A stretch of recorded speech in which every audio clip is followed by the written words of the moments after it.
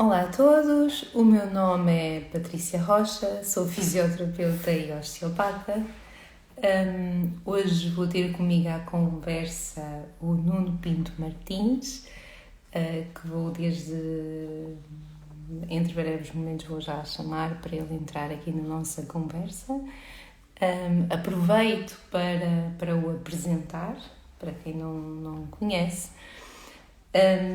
Portanto, o Nuno Pinto Martins é pai de uma criança e de um adolescente.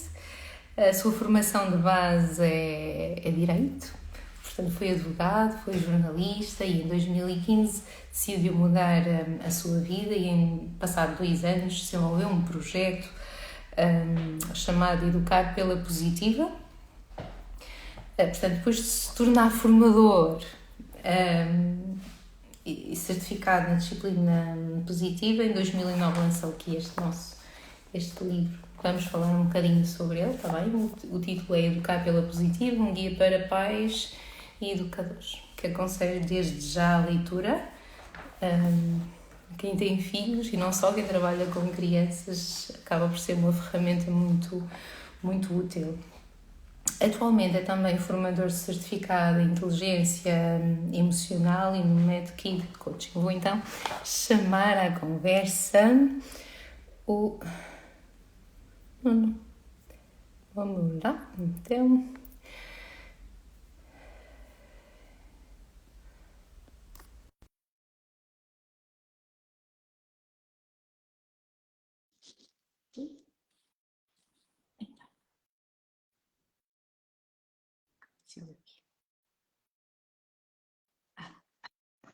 Estava a demorar um bocadinho. Olá, Nuno. Olá, Patrícia, cá estamos, cá estamos. É verdade, é verdade. Consegues-me ouvir bem? Muito bem, muito bem. Boa, boa, boa. Antes de mais, Nuno, obrigada por teres aceito aqui o nosso convite. Já te apresentei, porque entre estabelecer ligação, etc., não assim um bocadinho, portanto aproveitei logo para te apresentar. Há muito que se possa dizer sobre ti. E pronto, e uma das grandes curiosidades, a primeira coisa acho que chama a atenção um pouco a toda a gente é como é que um advogado, um jornalista decide assim de um momento para o outro virar a sua vida em 180 graus e se dedicar a um projeto que acaba por estar um bocadinho distante da formação que tens de base. Como é que isso aconteceu ao certo? Olha, sim, é uma boa pergunta e eu percebo essa curiosidade. Na verdade, foi uma circunstância que acabou por se tornar uma escolha, porque em 2015 o projeto editorial que eu estava a coordenar enquanto jornalista, portanto tinha um cargo de coordenação, o projeto que eu estava a coordenar, ele fechou. Portanto, houve um despedimento coletivo na empresa de comunicação social onde eu estava e, portanto, eu e a minha equipa, na altura, ficámos na altura desempregados. E foi muito curioso, porque eu já tinha vontade de mudar de vida, já andava um bocadinho cansado de uma vida um bocadinho louca de jornalista, não é nada fácil, e já andava com um projeto na cabeça que era precisamente juntar as minhas duas grandes paixões, a parentalidade e a comunicação, e portanto pensei em fazer alguma coisa nessa área portanto vi sempre aquela circunstância como uma oportunidade de mudar de vida. Lembro-me que à minha volta está toda a gente muito preocupada, agora o que é que vais fazer? E eu vi sempre aquilo de facto como uma oportunidade então comecei a pensar de facto como é que eu poderia juntar estas duas áreas.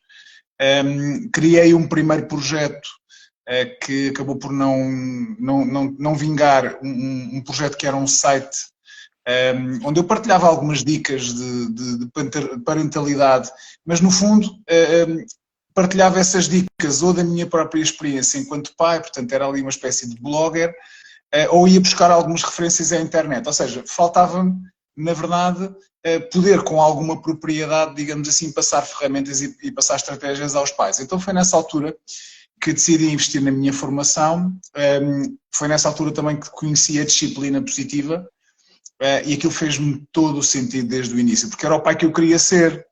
Se nos disserem a nós pais que existe um modelo educativo com estratégias e ferramentas práticas, que não é uma teoria, é um modelo educativo com ferramentas e estratégias para lidarmos com os desafios do dia-a-dia, desta missão chamada de educar, e que são alternativas eficazes ao grito, à palmada e ao castigo, se calhar todos assinávamos ali por baixo, não é? E então eu fui à procura de mergulhar de facto nesse modelo educativo, porque também sou muito cético, fui questionando muitas coisas que ia lendo, tinha uma ideia errada também da educação positiva que a maioria das pessoas tem, que é igual a permissividade, é igual a deixar que as crianças façam tudo, é nunca gritar, ser sempre positivo, ser sempre paciente, como se isso fosse possível, Patrícia, não é? Como se nós fôssemos máquinas. Isso é impossível.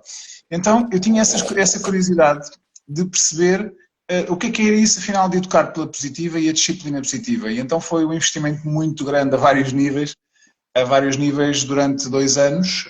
Os 2 primeiros anos, sobretudo, fui investir na minha formação, fui lá fora então para me tornar então formador na área da disciplina positiva, primeiro como o que eles chamam de parent educator, ou seja, educador parental, para ajudar as famílias então na partilha dessas estratégias e dessas ferramentas, e depois num segundo passo fui também fazer uma segunda certificação como educador de disciplina positiva em contexto de sala. Pronto, e depois a partir daí nasce o projeto Educar pela Positiva, e através do qual passei a partilhar então essas estratégias e essas ferramentas nos workshops, nas palestras, nos cursos e também nas sessões de Kids Coaching de apoio mais individualizado às famílias. Portanto, foi um bocadinho esse percurso. Muito bem, é interessante conseguirmos identificar, eu acabo por identificar muitos profissionais, dependendo da área, que após serem pais,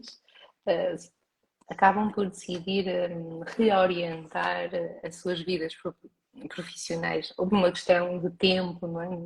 Não dá para trabalhar aquelas determinadas horas, ou então por uma questão de distância, ou então lá está, nasce um novo amor, nasce uma nova paixão, e eu conheço muitos pais assim, depois de serem pais realmente mudaram totalmente a sua forma de trabalhar e mudaram as suas vidas, e todos os que eu conheço para melhor. Portanto, és exatamente um exemplo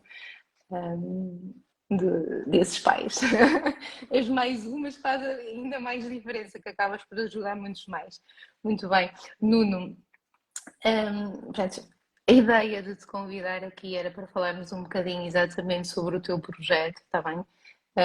O título está aqui relacionado com a família, como preparar uma família para uma consulta de osteopatia, mas podia ser outra consulta qualquer. Vamos falar sobre isso.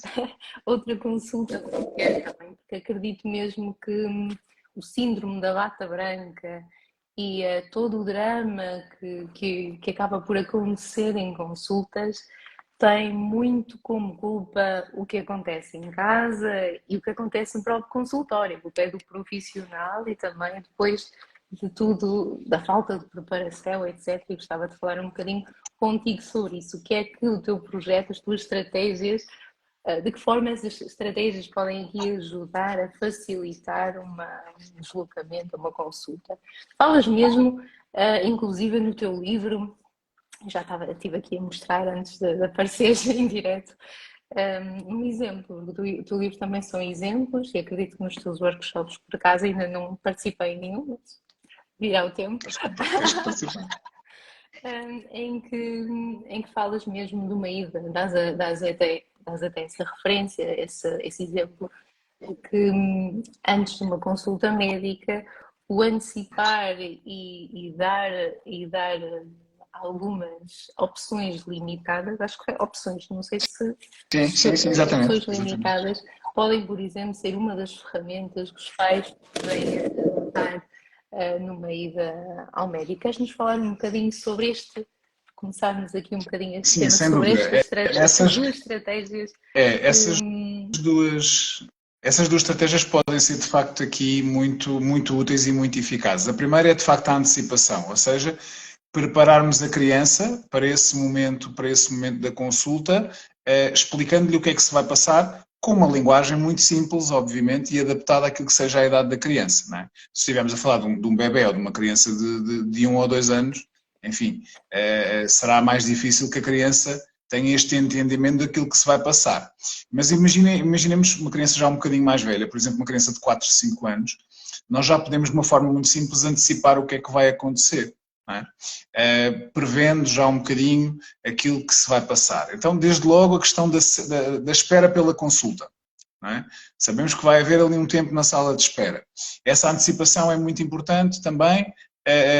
Enfim, às vezes não conseguimos ter ideia de quanto tempo é que vamos esperar, mas sabemos que podemos esperar ali um bocado, então temos que antecipar, se calhar temos que levar ali umas brincadeiras ou uns prever ali ou antecipar uns jogos para os miúdos também se entreterem. Eu lembro-me com a minha filha com 4, 5 anos eu levava sempre umas folhas brancas e uns lápis ou umas canetas para ela depois se entreter a desenhar.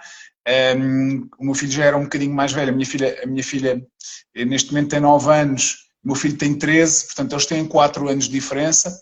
Portanto, quando a minha filha tinha ali 4 e ele tinha 8, ele se calhar já não se entretinha a desenhar, não é? Mas, por exemplo, éramos capazes de levar um mini jogo de xadrez magnético para ficarmos os dois a jogar, ou comprava-lhe uma carteirinha de cromos do futebol, e estávamos ali a colar os cromos e a conversar um bocadinho sobre isso.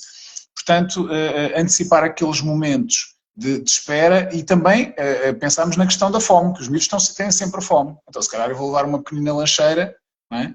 com um lanchinho, se eles tiverem fome. Então, prever tudo isto é desde logo muito importante. E depois prever também aquilo que se pode vir a passar ali na consulta. Não é? Já vamos falar das opções limitadas, mas a própria antecipação é muito importante, Patrícia, porque vocês se calhar também sentem isso em contexto clínico, que é, os pais muitas vezes passam essa ansiedade às próprias crianças e isso reflete-se depois dentro do consultório, não é? Os pais já vão um bocadinho nervosos, também não sabem muito bem o que é que se vai passar, não preparam a criança e depois quando a criança se vê num consultório com uma pessoa estranha, com uma bata branca, muitas vezes, lá está, depois obviamente procuram o refúgio nos pais e os pais muitas vezes não conseguem trazer aquela tranquilidade, não é? E se calhar ainda põe um bocadinho mais de ansiedade na criança. E isso acaba depois por se transmitir muitas vezes também ao profissional, não é? Porque por mais que o profissional até tenha experiências, até esteja seguro, se não conta com a ajuda do pai ou da mãe, vai ser um bocadinho mais difícil também desbloquear e contar também ali com a cooperação da criança. Então nós podemos, lá está, também antecipar o que é que se vai passar no consultório. Olha, quando chegarmos, vamos estar um bocadinho na sala de espera, vamos esperar a nossa vez, vamos levar aqueles brinquedos ou vamos levar também aquela comida se for preciso. Depois, quando formos chamados, vamos entrar numa sala, vai estar uma senhora ou um senhor com uma bata branca. Olha, e ela depois vai ver se está tudo bem contigo, portanto vai examinar o teu corpo, portanto esta preparação, esta tranquilização pode aqui ajudar bastante a criança, o próprio cérebro da criança a integrar a informação daquilo que se vai passar. E portanto a partir de já poderá aqui ser mais fácil, depois que as coisas possam depois fluir ali dentro já do próprio consultório. Se acrescentarmos a isto as opções limitadas, poderá ainda também ser mais útil. As opções limitadas desde logo, lá está, na preparação dos brinquedos ou do lanche. Não é? Se calhar vamos envolver a criança, então o que é que vamos levar para a sala de espera para te entreteres lá? Não é? De comida ou também de brincadeiras, não é? Pequeninas coisas. Essas opções, porquê é que são limitadas? Porque têm que ser razoáveis para mim. Não é? Se o meu filho me disser, eu quero levar o tablet, mas para mim não for razoável, por exemplo, vamos imaginar, se ele for muito pequenino, por exemplo, não é razoável ele usar o tablet, então eu não vou permitir que essa seja uma opção. Mas vou explicar, olha, o tablet não por esta razão, mas olha, podes levar aquele brinquedo ou aquele brinquedo, por exemplo. Estamos a dar então essas opções limitadas. Portanto, estas são aqui algumas ideias muito iniciais também que nos podem ajudar ou podem ajudar os pais nesse momento a fazer essa preparação e também, no fundo, a trazer alguma segurança e alguma tranquilidade à criança. Falaste dos bebés mais pequenos. Aqui na clínica acabamos por acolher bebés recém-nascidos e também, lá está, crianças mais crescidas. Eu acabo por notar uma diferença também nos pais dos bebés pequenos, mesmo no próprio comportamento do bebê, quando falamos de um bebê com 6 meses, os recém-nascidos vai muito do que nós lhes permitimos fazer. Eles, numa fase inicial, precisam de estar no colo da mãe, porque não se reconhecem fora dele e acabam por muito da avaliação, muito do tratamento ser ser feito ao colo da mãe. Mas nas crianças assim um pouco maiores, o que eu consigo notar é que não só preparar a criança, mas a preparação do adulto, se o adulto, como estavas a referir e bem, vier tranquilo, se já tiver tido uma consulta, por exemplo, de osteopatia, ele em adulto, ou então tiver conhecido alguém, vêm mais tranquilos e o bebê também acaba por ficar um pouco mais tranquilo. Gostava que me falasses de uma coisa que é, no livro vais falando, olha, perdi-me o fone, que falas dos neurônios espelhos e gostava que me explicasses um bocadinho como é que eles funcionam também, porque os pais acham só que, pronto, eu vou explicar e depois, como eu expliquei, já te vais portar bem. Mas não é assim que Não, funciona, não é pois assim. não. Mas tem a ver com aquilo que estavas aí muito bem a explicar. As crianças são espelhos e, portanto, as crianças refletem muitas vezes o estado de espírito daqueles que são as suas referências, sobretudo os pais. Portanto, se eu estiver muito ansioso, se eu estiver muito nervoso, numa situação como esta, de ir a uma consulta, por exemplo, ou quando entro no consultório, mal a criança mostra algum desconforto, eu também, naquele momento, revelo alguma insegurança e alguma intranquilidade, isto vai refletir-se imediatamente também no comportamento da criança.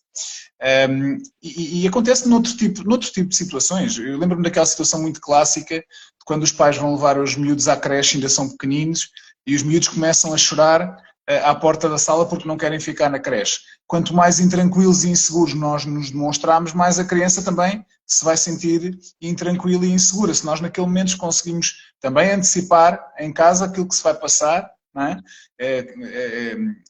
Nesta ida para a creche, e depois cumprirmos aquilo que foi dito, não é? Chegarmos à sala, darmos um grande abracinho, um grande beijinho à criança, olha, então olha, diverte muito que a mãe ou o pai voltam mais tarde, beijinhos, e formos embora, não é? Passarmos esta tranquilidade, esta confiança, a criança também vai sentir que, ok, os meus pais estão confiantes que eu aqui fico bem entregue, portanto deixa-me lá eu aqui, e portanto isto depois com o tempo facilmente a coisa vai correndo bem. Numa consulta é um bocadinho a mesma coisa, não é? Se eu for confiante, se eu for tranquilo, ok, até pode a criança de facto sentir-se ansiosa, mas eu estou ali para a tranquilizar e com a ajuda também do profissional fazemos ali um trabalho de equipa.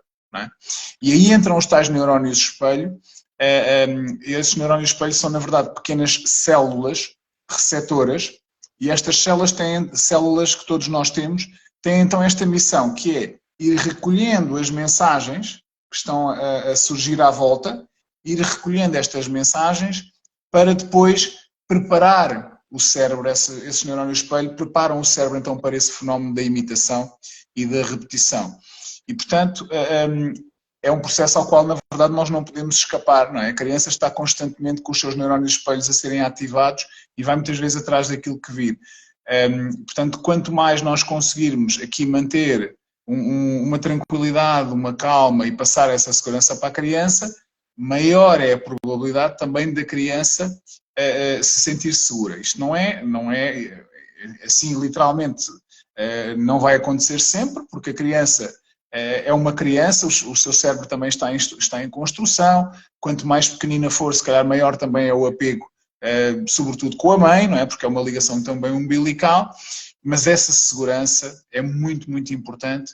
A criança às vezes vai a testar para perceber se nós nos vamos manter tranquilos ou não, não é? E se eu conseguir manter essa tranquilidade, conseguir passar essa tranquilidade, se calhar a criança também vai entendendo, não, eu aqui estou seguro, se minha mãe está segura, o meu pai está seguro, se eles estão tranquilos, porque é que eu hei aqui de não estar? Não é? Portanto, é um bocadinho por aí. Não é? É um bocadinho por aí. Não tinhas aqui uma pergunta da Sara Silva, que nos falava sobre despedidas. Se para ti, de facto, só optar por despedidas mais curtas vai ajudar no processo da despedida, no fundo? Eu acredito que sim. E aqui vem o sentimento de culpa, não é? Ao de cima. Porque como deixamos ali a criança muitas vezes a chorar, sentimos os piores pais. Mas agora trago aqui esta reflexão para os pais e para as mães que nos estão a ouvir. Quase sempre o que acontece é que depois quando falamos com a educadora ou com a auxiliar no final do dia, dizem-nos assim, mal a mãe virou as costas ou mal a mãe virou a esquina, ele ou ela parou de chorar e ficou bem. Eles ficam bem, eles fazem um bocadinho aquele filme para também nós ficarmos ali não é? A ver se resulta. Ora, quanto mais nós cedermos, quanto mais nós mostrarmos ali alguma tranquilidade, mais eles também vão utilizar aquele método para conseguirem a nossa atenção. Portanto, não estamos a ser maus pais, ok? Pelo contrário, estamos ali a querer trazer tranquilidade à criança e a querer dizer, olha, tu aqui ficas bem, tu aqui também estás protegido, também podes confiar nestas pessoas. Então, vamos preparar a criança ainda em casa, não é, para aquilo que ela vai enfrentar, vamos passo a passo e de uma linguagem muito simples explicar à criança o que é que vai acontecer. Olha, agora vamos entrar no carro, vamos pôr o cinto, vamos em direção à escola, a ouvir música no carro, quando chegarmos a mãe leva-te à sala, dá-te 2 grandes abracinhos, dá-te 3 grandes abracinhos, dá-te um grande beijinho e depois tu ficas lá com a educadora, ou ficas lá com o auxiliar. E depois a mãe diz-te adeus e vai trabalhar. E depois é fazer literalmente aquilo que foi explicado e a criança já integrou a informação e, bem, a minha mãe disse-me exatamente o que é que ia acontecer, não é?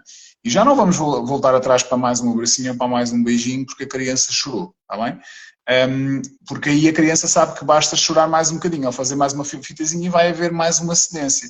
Depois vamos ficar um bocadinho reféns dessa cedência, ok? Portanto, ao fim de alguns dias a criança também, porque ela lá está, também pela repetição, ela percebe, eu não fui abandonado, eu no final do dia ele vem-me buscar e eu aqui sou bem tratado, não é? E portanto é um bocadinho isto, porque é natural que a própria criança sinta um bocadinho essa sensação de abandono, porque ela não tem ainda a noção de que o adulto volta no final do dia, não é? Não sabe, não tem essa consciência, e portanto só de facto ali pela repetição também é que se vão criando aqui as sinapses, as ligações entre neurónios, e a informação vai ficando aqui registada. Muito bem. Nuno, nesse processo todo de preparação é preciso ser honesto, porque, Walter, estávamos a falar no contexto de escola, mas numa consulta é exatamente igual. Vamos preparar e vamos ser honestos. Por exemplo, quando uma criança vai a uma consulta médica, consulta de enfermagem e sabe que vai ser administrada uma vacina, o pai não pode dizer que não vai doer, certo? Ou o que é que tu aconselhas a fazer nesses casos? Sim, é aqui uma situação em que o equilíbrio muitas vezes não é fácil de conseguir, não é? Porque se por um lado eu digo, olha, vai doer, não é? Vai doer, a criança já vai ali com os seus alarmes todos. Também não vamos aqui dramatizar, mas também dizemos à criança que, olha, vais só conversar um bocadinho com a enfermeira e depois vamos embora e não vai acontecer mais nada, não é? Também, então o equilíbrio às vezes não é fácil. Então também podemos, en passant, ou seja, na nossa conversa, dizer, olha, vamos entrar no consultório, vai estar uma enfermeira muito simpática, vamos imaginar, se por acaso já conhecemos a profissional, ou imaginando, olha, vai estar uma senhora, vai conversar um bocadinho contigo, vai-te pôr assim um algodão fresquinho, passar ali no braço, e depois vais sentir assim uma picadinha muito rápida, ok? Vais sentir assim uma picadinha muito rápida. Eu até posso pegar numa caneta e fazer assim no bracinho da criança e fazer, olha, vai ser mais ou menos assim o que vais sentir. Tac, ok? Vais sentir assim uma picadinha muito rápida, pronto, e depois já passou. Porque não é muito diferente disso, não é? Não é muito diferente disso. E claro, se calhar será ali uma dorzinha um bocadinho, nada maior, não é? Mas eu vou explicar então desta forma, não vou dizer, olha, vais sentir uma dor, não é? Não, estou a explicar qual é que vai ser o procedimento, não é? Pronto, e na criança já está mais ou menos preparada para vai sentir ali uma picadinha. Pronto, antecipei, preparei a criança, não dramatizei e tranquilizei relativamente àquilo que ela pode encontrar. Essas ferramentas de honestidade, acabamos de ter uma honestidade e uma antecipação, também são válidas para quem está a receber a criança. O profissional de saúde também pode e deve as usar, certo? Sim, eu tenho notado felizmente essa sensibilidade dos profissionais de saúde em geral. Aqueles que lidam com crianças já estão muito bem preparados, muitos deles, para fazer esse trabalho. E é importante, então, lá está, numa linguagem simples, mas ao mesmo tempo, numa linguagem que seja clara e detalhada também, explicarem o que é que vai acontecer. Olha, agora vais sentar aqui nesta cadeirinha, vou aqui a manga da camisola, da camisa, vou-nos arregaçar a manga, depois vou pôr ali o algodão com uma coisinha fresquinha, ok? E depois, com esta coisinha, vou-te dar assim uma picadela muito rápida, ok? Pronto, e depois podes ir brincar, ou podes ir à tua vida, ou podes ficar no colo da mãe. Okay? Portanto, esta explicação também é muito importante. Eu noto, por exemplo, muitas vezes, se calhar, porque também com regularidade tenho essa experiência. Muitas vezes noto, por exemplo, nos profissionais de medicina dentária, aqueles que lidam com as crianças, aqueles que eu conheço já têm essa preparação e isso tranquiliza imenso. Tranquiliza imenso, não vamos dizer à criança que vai ser espetacular ir ao dentista, não é? Mas podemos explicar, olha, vamos ao dentista porque é importante, explicar o porquê, não é? E explicar aqui um bocadinho qual é o procedimento e depois contar também com essa participação do profissional que vai explicando, não é? Eu lembro-me num consultório de um dentista, não é? A broca e que aquilo faz barulho. É importante se calhar pôr a broca a funcionar e mostrar, olha, já viste? Olha, olha, já viste aqui esta coisinha que roda, que é engraçado. Pronto, agora vou fazer assim. E, portanto, passando isto também para uma consulta de osteopatia, não é? Falando aqui daquilo que são, obviamente, serão outras formas de atuação, mas é um bocadinho desmistificar aquilo que é também o tipo de atuação e mostrar qual é que vai ser o procedimento que vai ser aplicado à criança, para que a criança tranquilamente também se deixe envolver e perca um bocadinho esse receio. Vai sempre haver um bocadinho de receio, provavelmente. Não é? É engraçado. Mas ele vai estar atento, a criança vai estar muito atenta àquilo que é a mensagem que o profissional vai estar a passar em consulta. Se o profissional também não se sentir confiante, ou à mínima birra da criança, ao mínimo esgar da ansiedade da criança, o profissional também, ai agora, pronto, agora agora, ai meu Deus, mãe, ajude lá, ai agora, a criança também vai sentir tudo isso. Portanto, um bom sorriso, uma atitude confiante, estar preparado para o momento em que a criança pode choramingar um bocadinho, ou pode ter ali algo. Vamos estar preparados para isso, vamos fazer uma brincadeira, uma palhaçada, mudar o foco da criança e tentar trazê-la ali para o momento em que é preciso fazer o procedimento. Portanto, é um bocadinho por aí. Muito bem. Vamos falar sobre isso também, vamos falar sobre essas estratégias todas, mas antes queria que nos falasses um bocadinho sobre o que é que pode levar uma criança a ter um mau comportamento. Eu vou pôr mau comportamento entre aspas, porque não é mau comportamento, é um comportamento de criança, não é? E eles estão a aprender, não é? Eles estão a aprender, portanto não podemos dizer que é mau, bom ou mau, porque a avaliação só deve ser feita em adulto. Por isso é que existem leis que penalizam o adulto, não é verdade? Nós não temos sanções, uma criança não vai para a prisão, portanto não podemos falar em mau comportamento. Mas o que é que pode levar numa criança a ter um mau comportamento, entre aspas, numa consulta da área da saúde? Sim, queria só aqui frisar que, obviamente, não falamos de penas de prisão, não é? Mas por vezes existem consequências para determinados, comportamentos, não é? Sendo que uma consequência é diferente do castigo, porque a consequência ela é razoável, ela é relacionada com a ação, e esse é um ponto-chave, portanto deve ser justa, proporcional e deve respeitar a criança. Vamos imaginar a criança que derrubou uma caneca com leite, uma consequência lógica é ir limpar aquilo que sujou, não é? Ou se destruiu uma torre de legos do irmão, a consequência lógica é ir ajudar a reconstruir. Outra coisa é um castigo, não é? A criança deitou o copo, lá está, a caneca de leite para o chão, fica uma semana sem ver televisão. A televisão não está relacionada com o copo de leite. É isso, estamos aqui a falar um bocadinho do castigo. Só fazer aqui um bocadinho esta à parte. As questões do mau comportamento, do que nós chamamos de mau comportamento, muitas vezes não são mais do que uma chamada de atenção.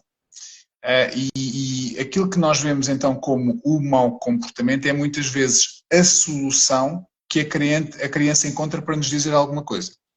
A criança não consegue ainda, muitas vezes, verbalizar aquilo que está a pensar e a sentir. O seu cérebro está em construção, e o cérebro está em construção até perto dos 25 anos. Vejam bem, mas nós já queremos que uma criança de 3 ou 4 anos se comporte como um adulto. E nós próprios adultos, com o nosso cérebro completamente maduro, quantas vezes nos descontrolamos? E não conseguimos ser pacientes, nos sai o grito. Somos todos humanos, eu também sou humano, nem sempre consigo utilizar as ferramentas e as estratégias que eu também vou partilhando. Então, é preciso estarmos muito, muito atentos àquilo que é a mensagem que está por detrás do tal comportamento, do comportamento desafiador ou do comportamento agressivo. Relativamente às crianças mais pequeninas, as crianças ali até aos, diria, 2, 3 anos, muitas das vezes o que nós chamamos de mau comportamento não é mais do que o reflexo de uma incapacidade que a criança tem em autorregular-se e em verbalizar de uma forma mais, digamos, mais correta aquilo que está a sentir e a pensar. Às vezes tem apenas a ver com isto, não é? A criança ainda tem o seu cérebro ainda numa fase muito precoce do desenvolvimento e por isso simplesmente não consegue essa autorregulação, o controle dos impulsos, e portanto aquilo quando vem a emoção é como sai, não é? Agora, um bocadinho mais para a frente já podemos aqui procurar ou encontrar muitas vezes outras razões para o comportamento. Por exemplo, necessidades básicas que não estão atendidas. Quantos de nós pais não reconhecemos se aquilo é uma birra de sono ou uma birra de fome? Se conhecemos os nossos filhos, sabemos, não é? Então já devias estar a dormir há 2 horas, ainda estás acordado, não é? Porque hoje é dia de festa. Ou já te devia ter dado a comida há 1 hora, não é? Estás a fazer essa birra e nós conseguimos identificar qual é a necessidade. A questão é quando a necessidade é, por exemplo, a necessidade do afeto ou da presença do adulto. E a criança está a desafiar, está a querer aquela atitude, porque se calhar só no momento da birra é que obtém a atenção do adulto. Agora é que tu consegues finalmente dar-me aqui um bocadinho de atenção. Não é? Quando eu faço a birra, mas também não me dás a atenção como eu pretendo. E a criança é a única forma, às vezes, que tem para obter ali também a atenção do adulto. Outras vezes tem a ver também, o chamado mau comportamento, tem a ver também com aquilo que são as crenças e a percepção que a criança vai desenvolvendo, designadamente em relação a ela própria. Será que eu sou capaz? Será que eu sou importante? Como é que eu me vejo? E como é que é o mundo? O mundo é perigoso ou é seguro? E os adultos, eu posso confiar neles ou não? Ora, com base nas respostas que a criança vai obtendo a estas perguntas, ela vai construindo a sua realidade. Cada criança é única. Não existem 2 crianças com a mesma realidade criada, porque as experiências são absolutamente únicas. Então nós vamos criando, ou cada criança vai criando a sua realidade e depois vai agindo de acordo com essas percepções. Não é? Se eu não me sinto importante, eu vou tentar chamar a atenção de alguma forma para me sentir importante. Se calhar só me dão atenção quando eu me porto mal. E portanto, é olharmos um bocadinho para essas necessidades, que necessidades é que a criança tem, que crenças é que a criança pode estar a desenvolver, qual é ali o nível de autoestima e de autoconfiança que a criança poderá estar a mostrar. Para quê? Para podermos trabalhar essas necessidades. Ou seja, irmos para além do comportamento, irmos para além da punição, que eu acredito que vejo a punição um bocadinho como o penso rápido que nós pomos numa ferida aberta. Eu se tiver uma ferida em carne viva, se for lá só pôr o penso, não adianta para nada. Não é? Porquê? Não estou a tratar a ferida. A punição não trata a ferida. A punição é o penso rápido na ferida. Eu tenho que olhar para aquela ferida e ver qual é a necessidade que ali está e que eu tenho que trabalhar para que a criança mude então aqui o seu comportamento. É um caminho e é um trabalho que não é fácil e às vezes faltam-nos ferramentas e estratégias para conseguirmos de facto construir aqui esta relação e esta conexão com os miúdos. É isso que eu também vou partilhando nos workshops, nos cursos e nas palestras também com os pais e também nas sessões mais de acompanhamento mais individualizado, as sessões de Kids Coach, com estratégias e ferramentas muito práticas para que seja mais fácil não só compreenderem como é que a criança funciona, digamos assim, mas depois ir perceber então quais são as razões por trás do comportamento para poder então suprir essas necessidades e finalmente para que as regras, os limites e as rotinas que são tão importantes possam de facto ser eficazes, para que a criança também se deixe envolver nesse trabalho de equipa que nem sempre é fácil. Pais que nos estão a ouvir, portanto, antes de uma consulta, comer. E caso seja possível, agendar consultas para o início, ali, meio da manhã, ou fora das horas das cestas, fora do final do dia, porque já estão naturalmente cansados. Talvez possa ser aí uma boa estratégia para que a consulta corra um pouco melhor. Eu não dou consultas ao final de tarde, mesmo no final, até porque tenho filhas em casa, mas também porque rapidamente percebi que as consultas de fim de tarde não são de todo uma boa opção. São sempre mais difíceis, menos... e os resultados acabam por não ser tão bons assim. Não estávamos a falar das razões que podiam levar a mau comportamento, já percebemos que são muitas. Pronto. E quando a birra surge, num consultório, quais são as estratégias que se podem usar para que, para que corra melhor, para que a criança volte? Olha, claro, não, isso é sempre aquela questão que surge, porque, bem, Volta à criança que birra. nunca fez birra, vamos aqui duvidar, não é? Do que é que se passa. Se esta criança nunca fez birra na vida, é um bocadinho estranho, porque ela precisa de, muitas vezes, de exteriorizar e de também testar os limites, não é? Para perceber até onde é que ela pode ir. Portanto, acontece. E acontece muitas vezes em contextos com estranhos, não é? Portanto, a criança não se sente ali muito confortável, é a forma dela verbalizar. Com as crianças mais pequeninas, uma das ferramentas mais eficazes é a mudança de foco. É tirar a criança, se vimos que aquela birra se está mesmo a tornar ali numa espiral muito rápida, Olha um então brinquedo. mais vale. É logo, não é? Parece que em 5 segundos a criança já entra numa espiral de birra ou de confronto com o adulto, e o adulto também depois já mostra aquela ansiedade, porque ainda por cima, como está ali com o médico ou com a médica, o adulto quer mostrar que tem firmeza e que comanda a relação, e depois muitas vezes até entra ali em modo braço de ferro com a criança, e depois está ali aquele estranho a ver. Então, uma estratégia muito eficaz é, desde logo, retirarmos a criança do local para irmos acalmar fora do consultório. Eu sei que isto até pode parecer, se calhar até para o profissional, pensar assim, mas agora vou ter que ficar aqui à espera. Às vezes é uma questão de 30 segundos, 1 minuto. Ok? Tiramos, se a criança tem 2, 3 anos, vamos tirar a criança até um bocadinho mais velha, vamos pegar na criança ao colo, com firmeza, mas com cuidado, vamos levá-la lá fora. Olha, já percebi que estás muito nervosa, olha, vamos aqui apanhar um bocadinho de ar, olha, vamos fazer aqui aviãozinho e vamos levar a birra ali para o caixote do lixo. Boa, vamos guardá-la. Vamos encontrar aqui uma caixinha para guardar a birra. Ok? Vamos tentar mudar o foco com uma palhaçada, com uma brincadeira e se calhar saímos ali da sala. Ok? Tentamos acalmar a criança com uma palhaçada, uma brincadeira. Depois colocamos a criança no chão, baixamos ao nível dela. Então já estás mais calma, está tudo bem. Vamos agora entrar, olha. E vamos outra vez antecipar e preparar. Né? Preparar a criança. E até podemos validar a emoção da criança. Olha, estavas mesmo. Estavas com medo, estavas com medo, foi por isso que choraste, ou não querias ir ao colo da médica, ou pronto, tentar perceber ali o que é que se passa, validar essa emoção e prepararmos a criança para voltar. Se calhar em 30 segundos, 2 minutos, nós conseguimos resolver isso. Se pensarmos bem, Patrícia, se nós estivermos naquele braço de ferro em consulta, vamos estar muito mais tempo para resolver esta situação e se calhar não a vamos resolver em condições. E portanto é isso que muitas das vezes,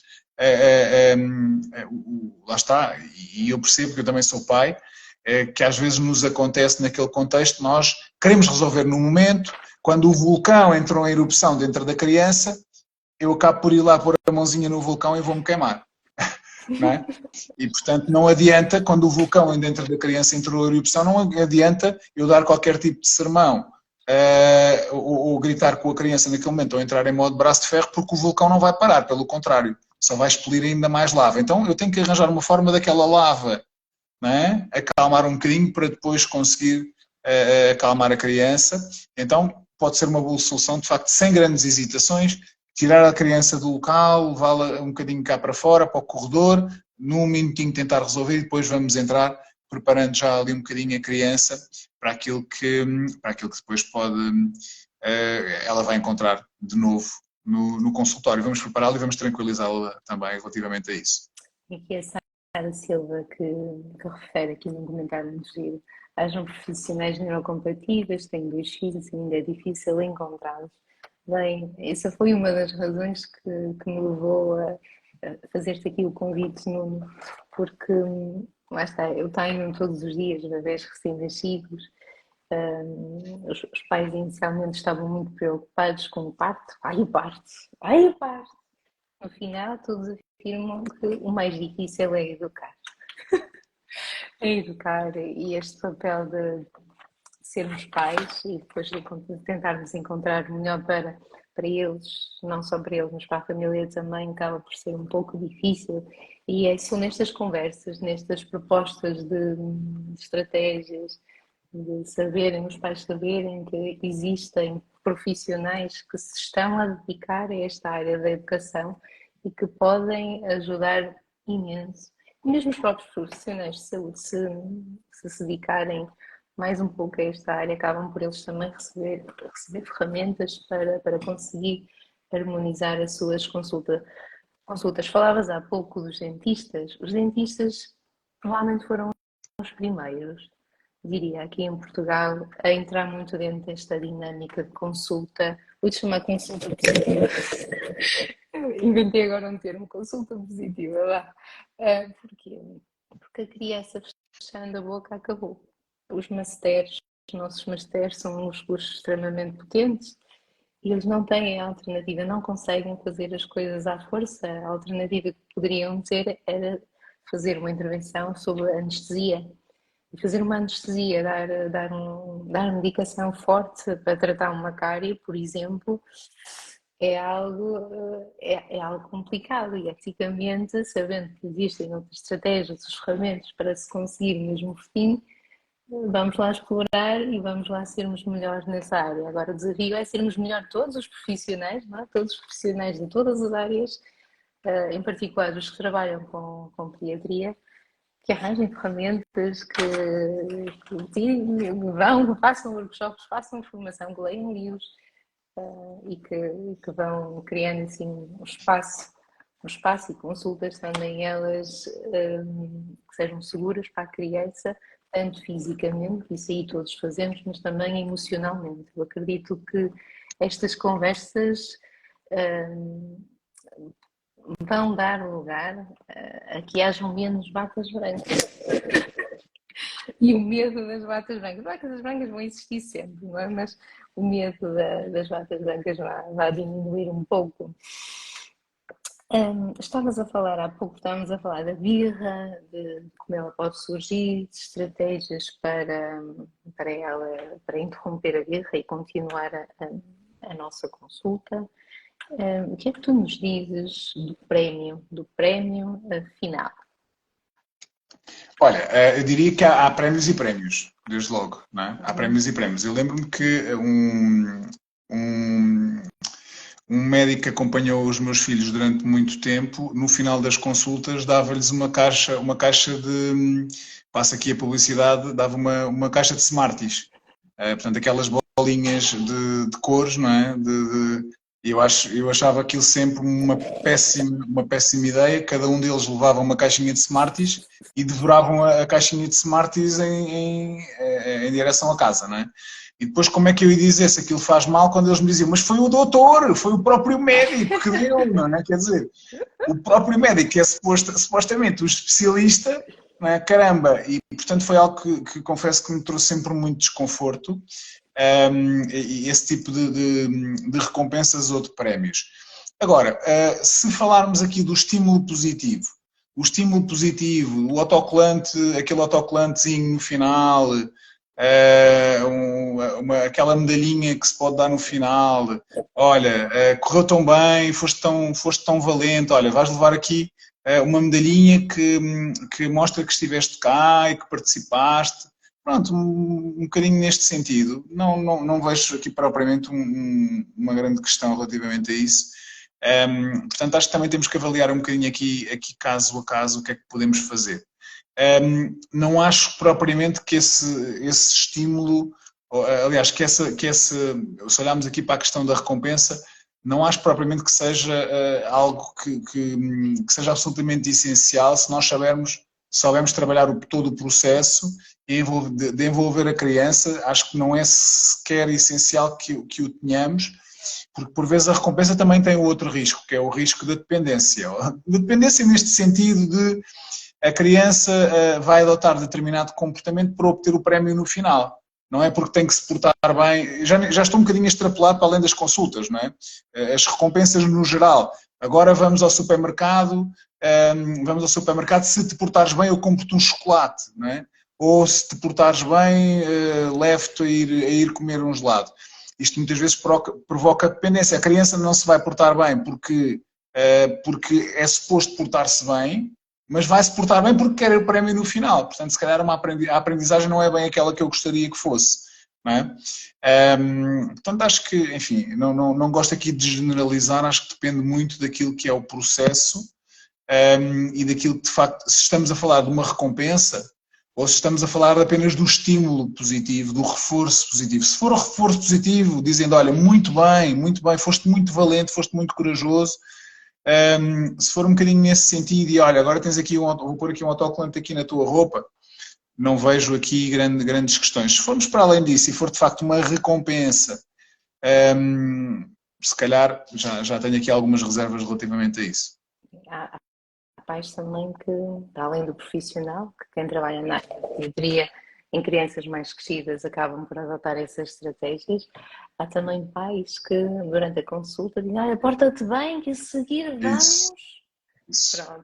Pronto, os pais também acabam por ter esse tipo de comportamento. Entre nós não consigo identificar uma alteração de comportamento depois dessa afirmação. Acho que a criança já está tão habituada a ouvir isso que ou já não acredita, que também é uma das opções que o adulto diz que vai fazer e não faz, ou por essa razão, ou então por já estar à espera que o adulto tenha esse tipo de discurso. Já estava a antecipar o que o pai, o que a mãe ia dizer a seguir. Pronto, falaste aqui de uma coisa interessante, Nuno. Falaste de frases de estímulo e frases de elogio, até aqui apontei para não me perder. No final da consulta faz sentido os pais terem uma conversa com a criança ou sobre o que aconteceu na consulta e elogiar, ou então, como é que tu dizes? Estimular. Frases, exatamente, usar frases de estímulo. São coisas um bocadinho diferentes. São coisas um bocadinho diferentes. O elogio está mais centrado em nós enquanto adultos, não é? Quando eu digo estou muito orgulhoso de ti, ainda bem que fizeste como eu te disse, vês, eu bem te disse que ia correr bem, não é? Eu sabia que tu ias conseguir. O foco está muito no adulto, não é? Isto chama-se o elogio. Outra coisa é o estímulo. E o estímulo é dizer assim, olha, já viste o que é que tu conseguiste fazer? Conseguiste vir aqui, és tão pequenino, mas conseguiste aqui, conseguiste portar-te tão bem, conseguiste aqui, foste tão valente. Olha, bem, deve estar muito orgulhoso de ti. Eu também posso dizer que eu estou orgulhoso da criança, atenção, não vamos aqui deixar aqui o elogio de parte. Agora, tem muito mais poder eu empoderar a criança, não é? E estimulá-la, mostrando-lhe como ela de facto conseguiu atingir um determinado objetivo sem eu precisar de pôr o foco em mim. Ainda bem que me ouviste, ainda bem que fizeste como eu te disse. Não é? Não temos que pôr esse foco na criança do agradar ao adulto, mas simplesmente mostrar-lhe para que ela também se sinta bem por ela ter conseguido enfrentar aquele desafio e ter superado. Isso chama-se estímulo e é um bocadinho diferente do elogio. E não por ter agradado ao outro. Quando nós fazemos algo que nos faz sentir bem, acabamos por depois mantém-se connosco, independentemente da pessoa que vai estar presente, não é verdade? Se o estímulo for interno, intrínseco, a criança irá ter esse comportamento independentemente da pessoa que a acompanha. Muitas vezes o que vemos é a criança vai a uma consulta só com o pai ou só com a mãe e muitas vezes, não, vai tu, porque eu não consigo, eu não consigo, vai tu que eu não consigo. Pronto, se calhar é uma das estratégias recorrer mais às frases de estímulo e remeter para algo mais da criança e não para uma validação do adulto, que são as frases de elogio. Nuno, já falamos aqui de muitas coisas, de muitas estratégias. Acho que tocamos no essencial, que é realmente preparar a criança, falarmos de honestidade, falamos de como lidar com a vida, falamos dos castigos. Falaste um bocadinho dos castigos, gostava que me aprofundasses isto. Faria sentido os pais castigar uma criança por se terem portado mal numa consulta? A meu ver não. Para já o castigo lá está, é algo que não está relacionado com a ação, não é? Não te portaste bem na consulta, agora já não vês televisão quando chegares a Faz casa, sentido ou já não te compro um nenhum, não é gelado, verdade? não Não é? faz sentido nenhum. Uma consequência também. As consequências não têm que ser a ferramenta a utilizar. Nós por Pois, vezes não encontramos, nós por vezes quando pensamos, não conseguimos encontrar uma consequência que seja lógica, proporcional, que seja razoável e que respeite a criança. São estes os critérios. Ora, se eu não consigo encontrar uma consequência, talvez não exista uma consequência para aplicar. Não é? pois. E se calhar o melhor é depois conversar um bocadinho com a criança, acolher aquilo que foi a emoção que ele sentiu, verbalizando, olha, tu há bocadinho eu percebi que estavas mesmo muito irritado, ou que estavas mesmo com muita raiva, ou que estavas mesmo com medo, vamos dar um nome à emoção, vamos dar um nome à emoção e depois de acolhermos essa emoção, podemos também mostrar à criança, aliás, verbalizar que, mas se calhar também ali a forma como ela agiu, se calhar também não foi a melhor, não é? Olha, pois eu percebo, estavas com medo, ou estavas com. Mas olha, tentar dar pontapés na médica, ou levantar a mão ao pai, ou levantar a mão à mãe não é correto, não é? Portanto, não vou fazer isto com um sorriso, não é? Tenho que ser assertivo, mas essa assertividade que não deixe de parte também o respeito que a criança me merece. Eu posso ter esta conversa com a criança num tom de voz assertivo, mas também respeitando ali na sua individualidade. E, portanto, podemos aproveitar sempre esse momento para termos uma conversa, mas não vejo que nesta situação, por exemplo, que possa resultar ali uma consequência, porque teria de facto que ser lógica, e não vejo aqui nenhuma lógica em aplicar uma Também vejo. consequência para uma criança que pura e simplesmente estava num contexto de desconforto, fora da sua zona de conforto, com uma pessoa que não conhece, num ambiente se calhar às vezes um bocadinho frio, pelo menos do ponto de vista da criança, não é o ambiente dela, e portanto não é assim tão fora do normal que isso aconteça, não é? Essa birra ou esse comportamento, e portanto o que temos é que depois, se calhar aproveitar também esse momento como uma oportunidade. O momento em que a criança falha, o momento em que a criança comete um erro, também pode ser uma boa oportunidade, não é? Para quê? Para lhe mostrarmos que aquela situação também podia ter sido resolvida de outra forma, que aquele comportamento não foi o mais correto. Vamos aproveitar essa oportunidade, se calhar um bocadinho depois, para termos essa conversa com a criança, quando ela já não estiver nervosa, já não estiver a fazer birra, se calhar uns minutinhos depois vamos conversar com ela sobre aquilo que se passou, tentar perceber um bocadinho o que é que ela sentiu, e lá está, sem culpa e sem julgamento, também mostrarmos que aquele comportamento não era o mais correto e mostrarmos qual é que teria sido o comportamento correto a adotar. Ok? E é Mais assim que a criança vai aprendendo. está, mais uma vez, não nos podemos esquecer que estamos com seres que ainda estão em desenvolvimento, têm um sistema nervoso ainda em desenvolvimento, um córtex pré-frontal muito imaturo ainda, portanto, profissionais de saúde não levem a peito o comportamento das crianças, porque elas não estão a fazer isso por vocês, para vocês, contra vocês, pronto, pais e damaspas, e estas ferramentas todas, este tempinho que tivemos aqui, acho que já ajudou muita gente. Não sei se querias acrescentar mais alguma coisa. Não, queria só relativamente também a esta questão aqui dos pais que também não devem ser culpabilizados e muitas vezes isso também acontece. Por vezes também há uma falta de sensibilidade de quem trabalha também em contexto clínico e vê os pais um bocadinho como um empecilho ali no processo. Os pais também estão a fazer o seu melhor. Eu consigo perceber aqui os dois lados. Os pais estão a fazer o seu melhor. Se os pais não têm ferramentas ou não têm estratégias também para gerir a situação, é normal que eles utilizem aquelas que têm, não é? E, portanto, vem muitas vezes essa ansiedade também ao de cima. E mais do que, de facto, essa culpabilização que por vezes também pode, se calhar até de uma forma um bocadinho instintiva, não é? Eu estava a ver aqui até pela cara da Patrícia, se calhar em muitas situações isso acontece, não é? Vemos aquela mãe ou aquele pai que lá está, em vez de passar tranquilidade. Há pais que pedem desculpa. Desculpa Sim, eu porquê? acho que há de tudo, não é? Há de tudo, há de tudo.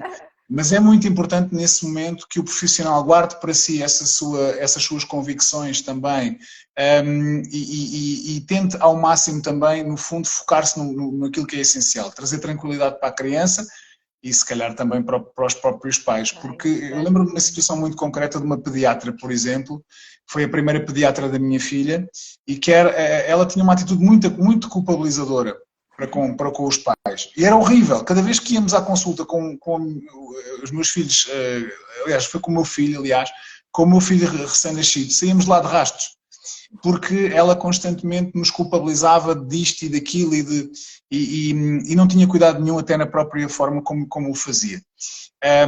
E, portanto, aliás, acabámos por mudar de pediatra para uma pessoa muito mais sensível. Então, eu acho que também tem que haver este cuidado, às vezes respirar fundo, não é? Respirar fundo, e acontece muito também nas sessões de Kids Coaching, portanto, eu consigo fazer aqui um bocadinho este paralelo quando recebo os pais, às vezes também pais ansiosos, às vezes pais que sem se aperceberem estão a rotular as crianças. Eu lembro-me de há pouco tempo, muito rapidamente, uns pais que levaram, um menino de 9 anos a uma sessão de Kids Coaching, e a primeira coisa que eles disseram quando me apresentaram o miúdo, e à frente do miúdo foi: este é que é o, não sei quando, este é que é, disseram o nome, não é? Este é que é o problema. Este é que é o problema, disse o pai, e a mãe corroborou, confirmou, pois é o problema que nós temos lá em casa. Portanto, o miúdo já entrou ali com este rótulo, com este rótulo dos pais, e notei logo naquela primeira sessão uma grande ansiedade dos pais, uma grande intranquilidade, e isto obviamente reflete-se também diretamente na criança. Portanto, se transportarmos um bocadinho este exemplo para o contexto de consulta, seja de osteopatia, de que estamos aqui também a falar, seja de outra, não é? É importante também os pais sobretudo os pais de primeira viagem, os pais não são especialistas, não é? Os pais estão a fazer o seu melhor, os pais são inseguros, os pais são ansiosos, têm ali à sua frente o melhor da sua vida, que são os seus filhos. Portanto, nós também, que trabalhamos com os pais, às vezes não é fácil, mas é importante, de facto, tentarmos ser ali uma ajuda e não ali um elemento também culpabilizador dos pais. É totalmente verdade. Estás a falar nisso, eu estou-me a lembrar de um post que escrevi no início do ano. Foi o primeiro post do ano que escrevi, salvo, acho que foi o primeiro mesmo, em que há uma frase que se repete imenso, que é: se eu sabia, tinha vindo a uma consulta de osteopatia pediátrica mais cedo, assumindo a culpa de que a evolução do bebê podia ter sido mais favorável se tivessem feito determinado procedimento. E a minha resposta é não, de todo. Se houvesse alguém a culpabilizar, seriam os profissionais da área, que têm de se dedicar a promover, a falar, a conversar, a divulgar, a investigar. O máximo seriam eles. Os pais não são de todo investigadores, nem médicos, nem enfermeiros, nem professores, nem coisa nenhuma. Pais, são feitos para dar segurança, amor, alimentar e já é bem difícil. E já é bem difícil, sem dúvida. Não é verdade? Pronto, não, olha. Quem me está a ouvir, só para esclarecer aqui um determinado ponto, nas consultas de osteopatia, nós não provocamos dor às crianças.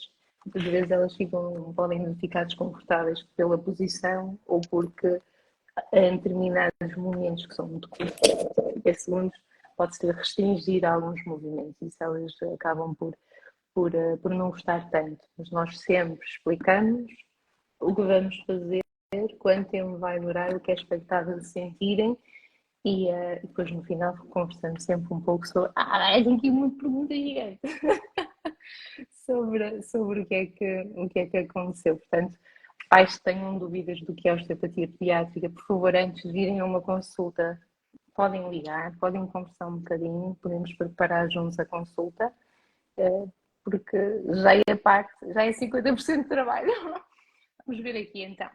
A Cláudia Vieira tem aqui um comentário que nos diz: todos fazemos o nosso melhor, ou pelo menos o que até ao momento consideramos ser o melhor. Acho que o importante é estarmos sempre disponíveis para aprender e fazer diferente com os nossos filhos. E ela levanta aqui uma questão difícil, realmente, não é? Oh, Nuno, já agora, não abusando do teu tempo, fazer diferente é difícil. É, Fazer a diferente mudança é da sempre forma difícil. como fomos educados, É, fazer a diferente mudança, eu do acho que que a a mudança é sociedade difícil. faz, é difícil. É, Diz-me lá. a sociedade desde logo impõe-nos tanta coisa e nós, às vezes de uma forma até inconsciente, não é? Agimos para nos enquadrarmos, não é? Para estarmos de acordo com aquilo que a sociedade muitas vezes nos exige. E, e a mudança é sempre difícil. Eu fazer diferente do que fiz sempre, fazer diferente daquilo que fizeram comigo também, quando falamos de educação, não é difícil quebrar esse padrão. Não é? Se eu não tive carinho na minha infância, ou se eu tive uma educação mais rígida ou mais autoritária, eu terei uma maior tendência para reproduzir este padrão porque é aquilo que eu conheci. Não é por acaso, e sem querer ser polémico, mas quando se fala, por exemplo, de violência doméstica, vamos facilmente perceber pelas estatísticas que a grande maioria dos agressores foram agredidos, por exemplo, em crianças ou na adolescência, ou alvo de bullying em algum momento. E, portanto, isto quer dizer aqui alguma coisa. É difícil reproduzir este padrão. Pode parecer um bocadinho estranho para nós, então, mas aquela pessoa foi agredida na infância e está a reproduzir, de certeza que não gostou, mas aquilo está talvez de tal forma enraizado que é o que vem ao de cima, ali na hora H. Então, mudar é de facto extraordinariamente difícil. Eu costumo dizer que há dois momentos prévios à mudança. E esses momentos passam, em primeiro lugar, pela reflexão sobre, neste caso, como é que estamos a educar e que resultados é que estamos a obter dos nossos métodos. Será que eu, que me saio o grito com facilidade, ou que sou muito autoritário, estou a colher bons frutos disso? A criança, estou a construir uma boa relação com a criança, sinto isso no dia a dia. A criança deixou de desafiar, está muito mais próxima de mim. Ela até pode eventualmente ter deixado de desafiar perante o comportamento autoritário do adulto, mas se o fez, será por medo ou será por respeito? Também posso fazer esta pergunta, não é? É preciso esta reflexão séria também, então, em primeiro lugar, sobre como é que eu estou a educar e que resultados é que eu estou a obter, para, então, passarmos para o segundo passo. O segundo passo é ganhar consciência, então, do que é que está a acontecer, para podermos, então, dar o terceiro passo, que é o primeiro passo rumo à mudança. Depois de eu refletir e chegar à conclusão que não está a resultar, ganhar consciência, então, de que as ferramentas e as estratégias que eu estou a utilizar não estão a ser eficazes, para ir à procura, então, de outras ferramentas, de outras estratégias que me possam acrescentar e que me permitam, então, iniciar esse processo de mudança. E depois é sempre um processo lento, não é? Porque não é, dou sempre o exemplo do ginásio. Por melhor que seja o nosso PT, nós não vamos conseguir resultados no primeiro dia. Primeiro precisamos do compromisso, assumir o compromisso de ir ao ginásio, ir lá pagar as cotas. Depois convém lá ir, e convém lá ir com bastante regularidade para irmos trabalhar o corpo ou a parte que queremos. Mas também, às vezes, não nos apetece ir ao ginásio. E às vezes até pagamos as cotas e não vamos lá, não é? E outras vezes vamos ao ginásio só para dizer que fomos, mas estivemos lá um bocadinho encostados, na educação é um bocadinho a mesma coisa. Em primeiro lugar, temos que assumir o compromisso que é para a vida com os nossos filhos. E depois convém praticar. Quanto mais coerente eu for, a perfeição não existe, nunca vamos conseguir essa perfeição, nem essa a ideia da educação positiva. Mas quanto mais eu conseguir dar bons exemplos, quanto mais eu conseguir investir também na presença, dentro do... Às vezes, lá está, o tempo de qualidade, mas sejamos francos, conseguimos tempo de quantidade também fantástico, se aliarmos o de qualidade à de quantidade. Quanto mais coerente eu for no passar da mensagem, mais facilmente eu também vou colher os frutos mais à frente, não é? E portanto passa um bocadinho por aí. É difícil a mudança, acho que a conclusão acaba por ser essa, não é? É sempre difícil, mas é possível, é O possível. que é difícil também acaba por nos trazer mais retorno. O que é difícil também traz-nos mais satisfação quando conseguimos atingir os nossos objetivos, não é? Portanto, bora lá, em caso de dificuldade, arranjar estratégias que funcionem para nós e para os nossos filhos. Agora, ficar à espera, não é? Não. Pronto, Nuno, olha, obrigada por este bocadinho. Obrigado Acho eu, mais uma vez. que foi muito enriquecedor, tanto para os pacientes, como para quem está a ouvir, como acredito também para alguns profissionais, também, que há sempre profissionais a espreitar e talvez fiquem mais interessados por esta área. Quem nos está a ouvir, se tiverem alguma dúvida, alguma questão, podem e devem. E nós agradecemos que nos enviem alguma questão pelas redes sociais. Temos todos o gosto em esclarecer. A ti, Nuno, mais uma vez, muito obrigada. E pronto, espero que seja até breve. Me possas autografar o livro. Um dia destes, está bem? Espero que sim. Vou estar aí para essa zona em breve. Depois falamos. Está Oh, bem? boa! Um bom fim de Prazer, semana. então, Obrigado, Nuno. Bom Patrícia, fim mais de uma vez também pelo semana. convite e obrigado a todos e a todas também que reservaram aqui um bocadinho desta hora do almoço também para estarmos aqui à conversa. Muito obrigado a todos. Obrigada. Obrigada a todos. Até Adeus. breve. Até breve.